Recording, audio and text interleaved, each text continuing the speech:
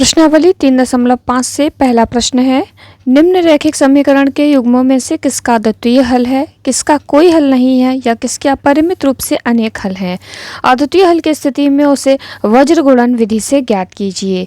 तो प्रतिस्थापन विधि और विलोपन विधि सीख चुके हैं हम पिछले चैप्टर में। अब हमें वज्र गुणन विधि से x और y के मान ज्ञात करने हैं, लेकिन जैसा प्रश्न में कहा गया है कि हमें यह भी बताना है कि किन समीकरणों के अद्वितीय हल हैं, किन के अपरिमित हल हैं और किन के कोई हल नहीं है। ये कैसे ज्ञात करेंगे, तो उससे पहले हमें यह समझना पड़ेगा। तो चलिए सबसे पहले यही समझ लेते हैं।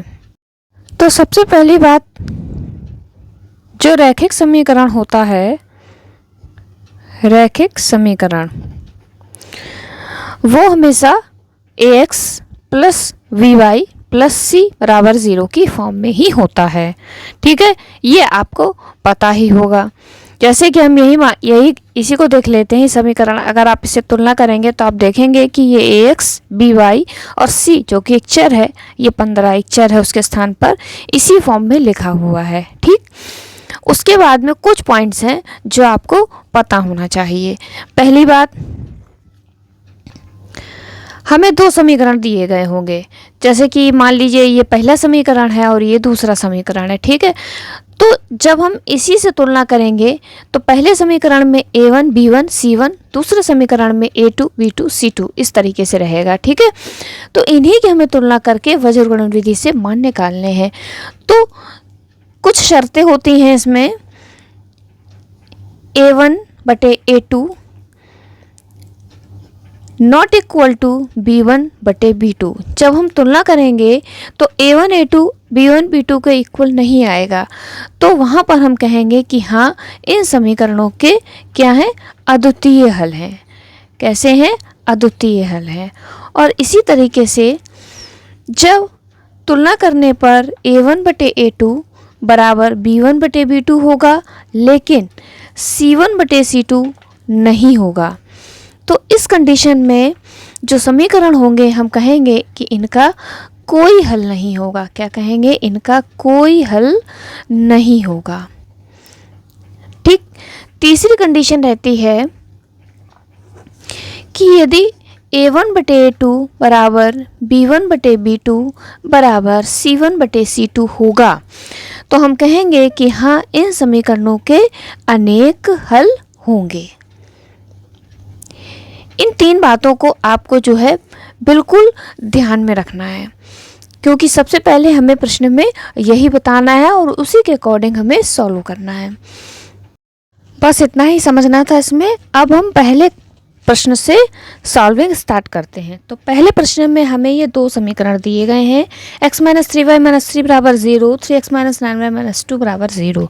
तो हमें करना क्या है कि यहाँ से हमें a1 b1 a2 और a2 b2 और c1 c2 के मान निकाल लेने हैं कि क्या दिए गए हैं। तो ये हमारा पहला समीकरण रहा, ये दूसरा समीकरण रहा। तो यहाँ से a1 बराबर 1, b1 बराबर -3 और c1 बराबर भी -3 है। दूसरे समीकरण से a2 बराबर 3, b2 बराबर -9, c2 बराबर -2। ठीक, इतना समझ लिया। अब हमें क्या करना है, तुलना करना है, क्योंकि तुलना करके ही हम पता कर पाएंगे कि समीकरण इनके कैसे हल रहेंगे। तो a1 बटे a2 यानी कि 1 बटे 3। ठीक, b1 बटे b2 यानी कि -3 बटे -9। माइनस से माइनस कैंसिल हो गया, 3 × 1 = 3, 3 × 3 = 9, यानी ये हो गया 1 बटे 3।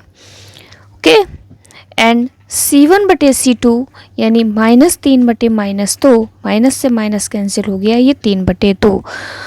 तभी ध्यान से देखिए, a1 बटे a2 का मान 1 बटे 3 है, b1 बटे b2 का 1 बटे 3 है और c1 बटे c2 का 3 बटे 2 है। ये दोनों सेम आ रहे हैं, लेकिन ये अलग है। इसका मतलब है हम कह सकते हैं कि a1 बटे a2 बराबर b1 बटे b2 and not is equal to c1 बटे c2। ठीक। और अभी जो मैंने शर्तें बताई थी उनमें क्या बताया था, इस तरीके की जो कंडीशन हमें मिली है, अभी इस तरीके की जब कंडीशन मिलेगी तो समीकरणों के कोई हल नहीं होंगे। तो वहाँ पर हम लिख देंगे अतः इनका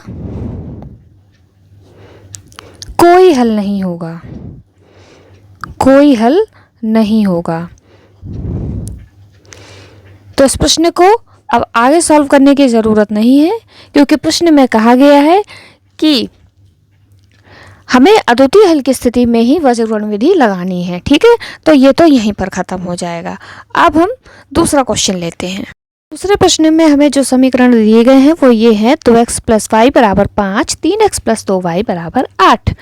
हमें क्या करना है, सबसे पहले इसको ax + by + c = 0 की फॉर्म में लिख लेना है, क्योंकि ये अभी इस फॉर्म में लिखे हुए नहीं है, ताकि हमें सॉल्व करने में आसानी रहे। तो इस वाले समीकरण को हम लिख सकते हैं 2x + y - 5 = 0, और इसको हम लिखेंगे, ये 8 इधर आ जाएंगे, तो ये हो जाएगा 3x + 2y - 8 = 0। अब इन समीकरण में हम a1 b1 a2 b2 और c1 c2 के मान निकालेंगे। देखते हैं क्या होता है तुलना करने पर।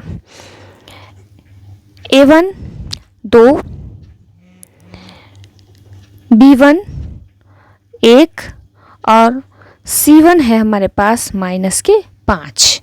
यहाँ से देखेंगे a2 हमारे पास 3 है, b2 हमारे पास 2 है और c2 हमारे पास -8 है। अभी हम तुलना करते हैं। a1 बटे a2 बराबर 2/3, b1 बटे b2 बराबर 1/2 और c1 बटे c2 बराबर -5/-8, या हम लिख सकते हैं 5/8। ठीक, माइनस से माइनस कैंसिल कर दिया।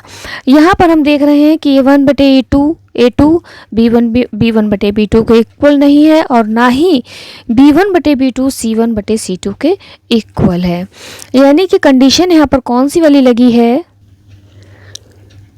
कि a1 बटे a2 not is equal to b1 बटे b2, यही इक्वल नहीं है। तो यहीं से हमें ज्ञात हो गया कि इनके अद्वितीय हल होंगे। तो लिख देंगे यहाँ पर अतः इनका अद्वितीय हल होगा, अद्वितीय हल होगा।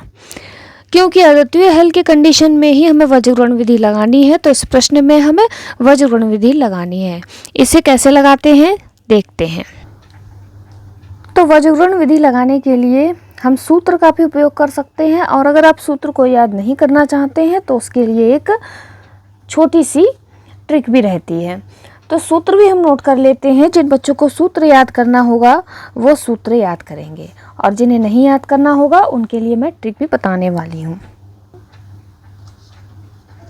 x बटे b1 c2 minus b2 c1 बराबर पाई बटे c1 a2 minus c2 a1 बराबर 1 बटे a1 b2 minus a2 b1।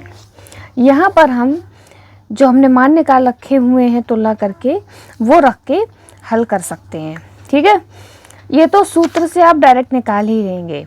इसके अलावा जो शॉर्ट ट्रिक रहती है जिसमें आपको सूत्र नहीं याद करना पड़ेगा, वो ये है कि आपको इस तरीके से लिख लेना है x y और 1, और नीचे बड़ी सी लाइन खींचनी है। ठीक है, और हमने क्या क्या निकाले थे ये देखिए, यहाँ पर पीछे का पेज देखते हैं।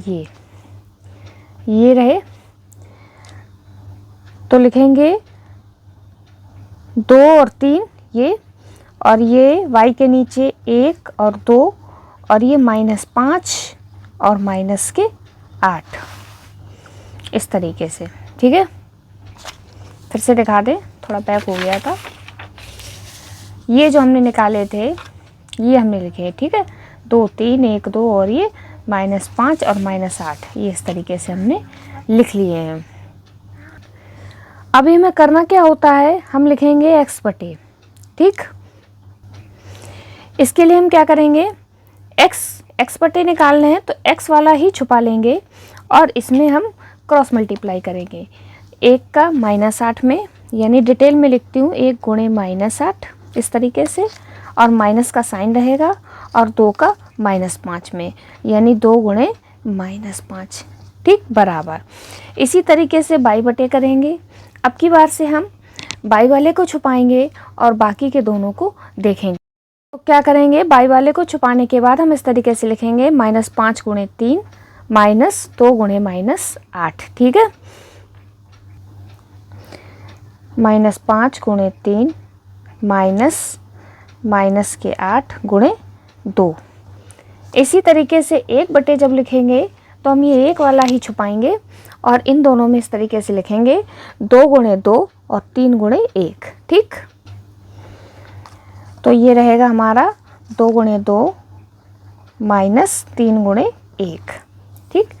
ये तो एक तरीका रहा, अगर आप तरीका समझ रहे हैं तो ठीक है, नहीं तो आपके लिए ये सूत्र है, इसे याद करिए और डायरेक्ट लिख लीजिए। तो इतना हो गया, अब हम इसे हल कर लेंगे और मान निकालेंगे, ठीक है, तुलना करके। तो x बटे ये हो गया -8 माइनस प्लस के 10, और ये हो गया y बटे 5 3 15 माइनस के माइनस प्लस 8 दूनी 16, और ये हो गया 1 बटे 2 दूनी 4 माइनस 3 एकम 3। ये हुए x बटे प्लस के 2, y बटे ये हो गए प्लस के 1, और ये 1 बटे 1। अभी हम तुलना करेंगे इसकी इससे, फिर इसकी इससे। तो x बटे 2 बराबर 1 बटे 1, यानी क्रॉस मल्टीप्लाई करने पर मिलेगा x बराबर 2।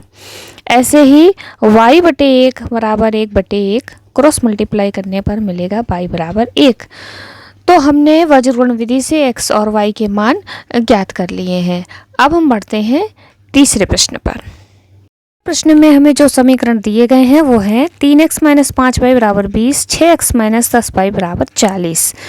सबसे पहले हम इन्हें x plus by plus c की फॉर्म में लिख लेते हैं। तो ये हो जाएगा 3x - 5y माइनस 20 बराबर 0, और ये हो जाएगा 6x - 10y माइनस 40 बराबर 0, ठीक। इधर आएंगे माइनस के हो जाएंगे। सेम प्रोसेस जो अभी तक करते हुए आए हैं। मान निकाल लेते हैं। a1 बराबर 3, b1 बराबर -5, c1 बराबर -20, a2 बराबर 6, b2 बराबर -10, c2 बराबर -40। तुलना करते हैं। a1 बटे a2 बराबर 3 बटे 6, b1 बटे b2 बराबर -5 बटे 10, c1 बटे c2 बराबर -20 बटे -40। सॉल्व करते हैं तो ये 1/2 आ जाएगा। 3 एकम 3, 3 दूनी 6, और ये भी माइनस के हैं, माइनस से माइनस कैंसिल। 5 एकम 5, 5 दूनी 10, ये भी 1/2 आएगा, माइनस से माइनस कैंसिल। तो ये हो गया 20 एकम 20, 20 दूनी 40, ये भी 1/2 आ गया। यानी a1 बटे a2, b1 बटे b2 और c1 बटे c2 तीनों ही इक्वल हैं। यानी हम कह सकते हैं a1 बटे a2 इक्वल b1 बटे b2 इक्वल c1 बटे c2। तीनों ही सेम है। हमने क्या बताया था इस कंडीशन में, एक बार फिर से देखते हैं कि जब इस तरीके की कंडीशन होगी कि तीनों बराबर होंगे तो समीकरणों के अनेक हल होंगे। तो लिख देंगे हम, अतः इनके अनेक हल होंगे, अनेक हल होंगे। आगे सॉल्व करने की हमें आवश्यकता नहीं है, क्योंकि प्रश्न में कहा है कि अद्वितीय हल होंगे। उस कंडीशन में आपको वज्रगुण विधि इस्तेमाल करनी है। तो इस प्रश्न को यहीं पर छोड़ दिया जाएगा। अभी हमारे पास एक लास्ट क्वेश्चन और बचा हुआ है। इसी में लास्ट पार्ट x - 3y - 7 बराबर 0 और 3x - 3y - 15 बराबर 0। ये आप लोगों का होमवर्क है। आप लोग इसे खुद से सॉल्व कीजिए। सॉल्व हो रहा है या नहीं हो रहा है, या समझने में कहाँ पर प्रॉब्लम आई है, मुझे कमेंट करके बताइए, ताकि मैं भी समझ सकूं कि मेरी टीचिंग में कहाँ पर प्रॉब्लम आ रही है या कैसा चल रहा है सब। और अगर आपको वीडियो अच्छा लगा है तो इसे लाइक करें और सब्सक्राइब भी करें। Thank you so much.